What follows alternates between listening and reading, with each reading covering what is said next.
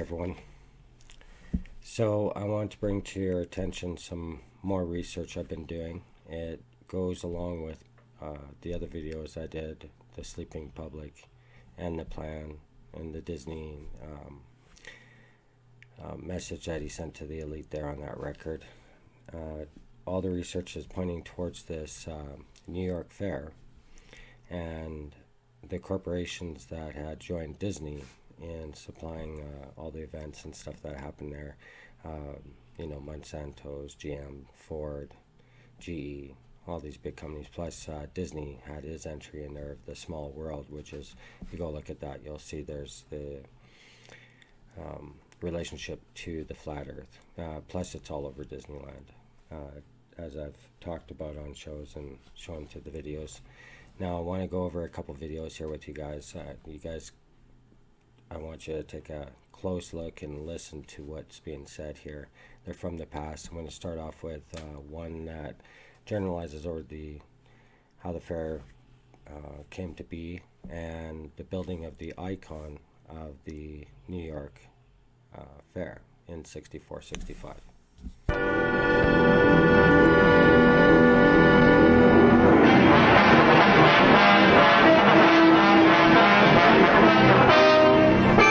1939, the New York World's Fair. 1904, the St. Louis Fair. 1889, the Paris International Exposition. From earliest times, markets and fairs have been a gathering place where men came not only to trade, but to exchange ideas. As civilizations grew, as communications improved between nations, peoples of the world looked for new ways to display their industrial and cultural accomplishments. With the coming of the Industrial Revolution, the Industrial Fair was born. London, 1851. Over this world of squatting stones and twisting streets arose a strange and unbelievable structure, the Crystal Palace. It was built for and became the symbol of the London Exposition of 1851, the first World's Fair.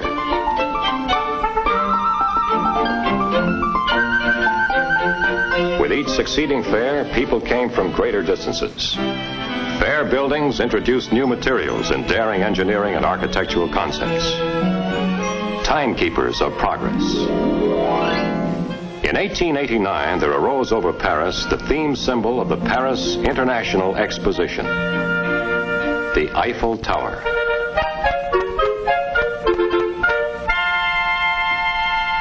Designed by the greatest engineer of his time, Gustave Eiffel. Magician in iron, he was called. The great tower was bold enough to be controversial. A masterpiece of structural engineering, it remained a celebrated landmark, a symbol of world's fairs everywhere.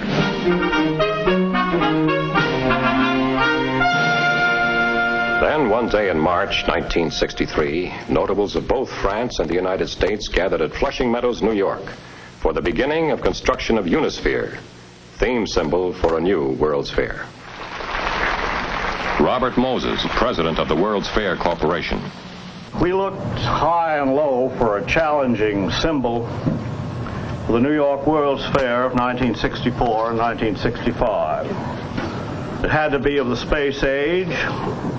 It had to reflect the interdependence of men on the planet Earth. And it had to emphasize their achievements and aspirations.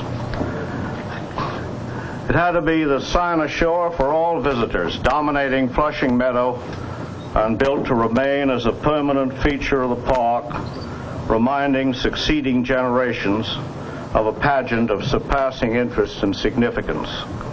What stronger, more durable, and more appropriate medal in the record of American constructive accomplishments could be thought of than stainless steel? And what builder more imaginative and competent than the United States Steel Corporation?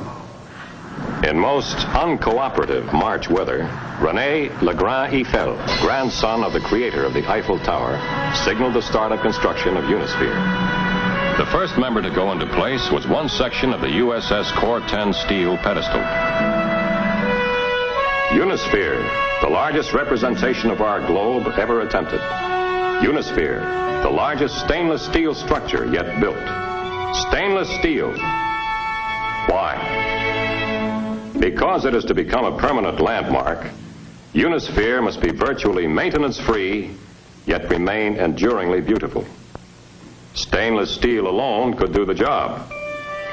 Decoratively used for years by architect and designer, it was easy to suggest stainless steel's strength and beauty for a structure so large.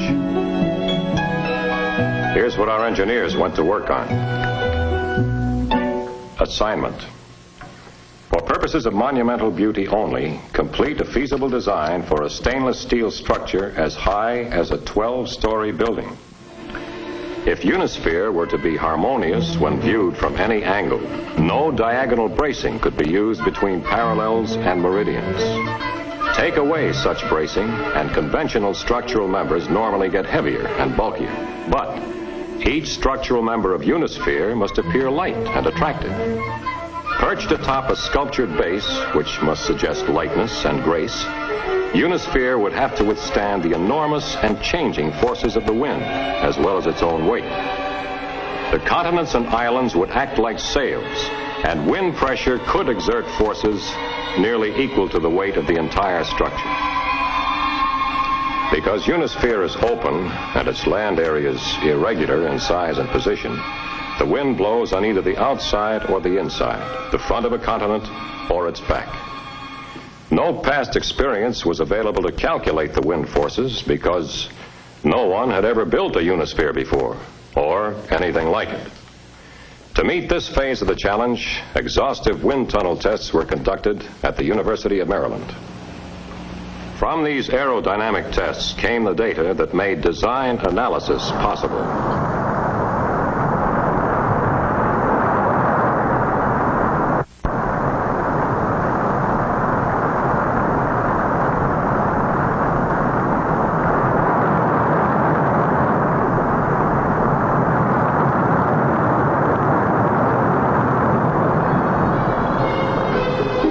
The mathematics of analysis posed its own peculiar challenge.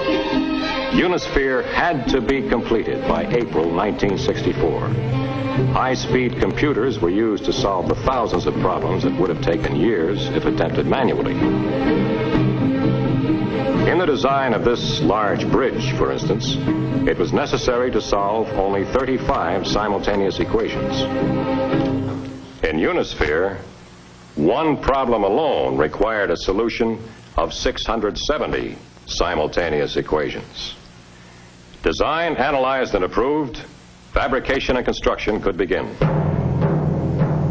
Thousands of different pieces had to be cut, formed, assembled, and welded. Box girders, tubes, beams, channels, angles,